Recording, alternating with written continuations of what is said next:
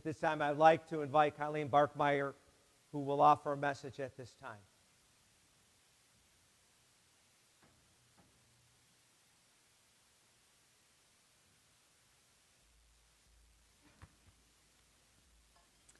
My name is Coleen Barkmeier, and my husband JP and I have 4 children, Carrie, Bridget, Ray, and Charlie. 3 have graduated from St. Catherine, and our youngest is in 8th grade. They are very fortunate to be 3rd-generation Chargers, as both my husband and my mother-in-law graduated from St. Catherine. JP and I have been parishioners for almost 20 years. In May, Father Fred asked me to discuss my faith journey as a mother for Mother's Day, and Father Dennis asked me to share my witness again. So here we go. I remember as a child being asked what I wanted to be when I grew up. And the only thing that I really knew I wanted to be was a mother. I truly felt that it's my life's vocation.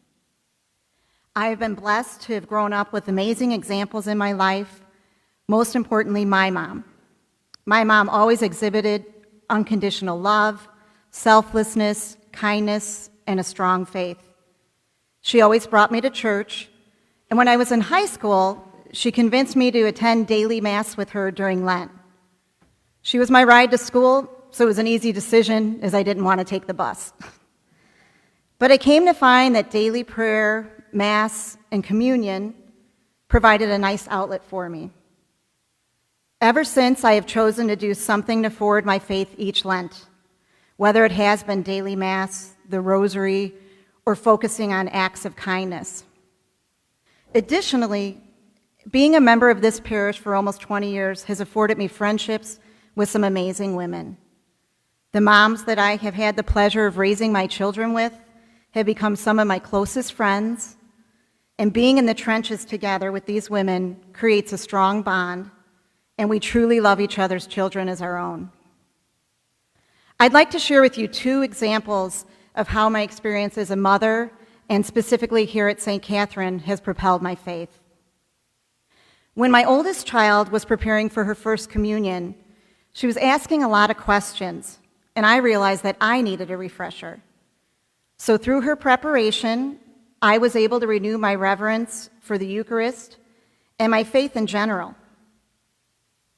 And so then after her First Communion, I decided to become a Eucharistic minister.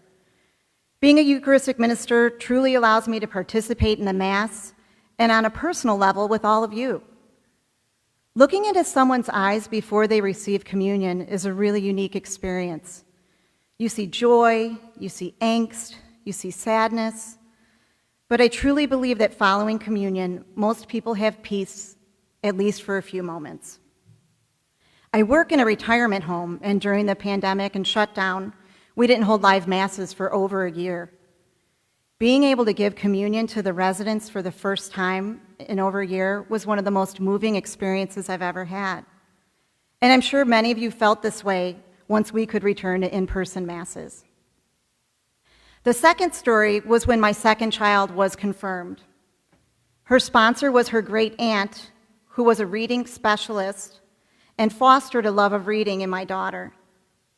When we approached the bishop, my daughter shook his hand, and he complimented her on her strong grit. And he stated that he expected her to be a great leader. Then he asked her if she liked to read, to which, of course, she replied yes. He urged her to keep reading and yearning for more knowledge. The bishop would have no way of knowing that she was such a voracious reader, or even that she would pursue leadership opportunities in the Air Force. I truly believe the Holy Spirit was present in that moment. It was powerful. Today's psalm says, "The precepts of the Lord give gladness to the heart." Well, the precept or command of attending Mass brings me great joy and gladness. Obviously, those of you here today don't need to be sold on the benefits of attending Mass. But I challenge you to speak to one friend, encourage one friend, one neighbor to return to Mass. I understand that many of us got out of routine during the pandemic. Many people didn't like having to register for Mass or being told where to sit, but those obstacles aren't here anymore. We have so many opportunities to attend Mass and foster our faith in this parish.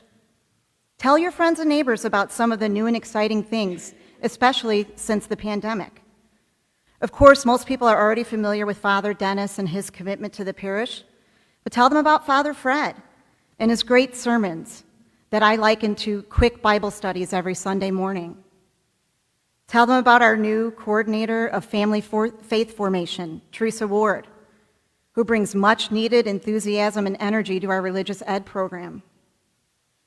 Tell them about Phil Caffey and the wonderful music that we have each week. Or if they don't care for music, tell them to come to the 8 o'clock Mass where there's no music. There really is no excuse. We are blessed to have 2 priests and 5 Masses each weekend, including the 6 p.m. Sunday Mass. So please encourage someone to come back to Mass this October. I know I got comfortable watching Mass in my pajamas or on my own time schedule, but I also know that returning to Mass, and most importantly, receiving the Eucharist, fortifies me for the week, and for that I'm grateful. Thank you.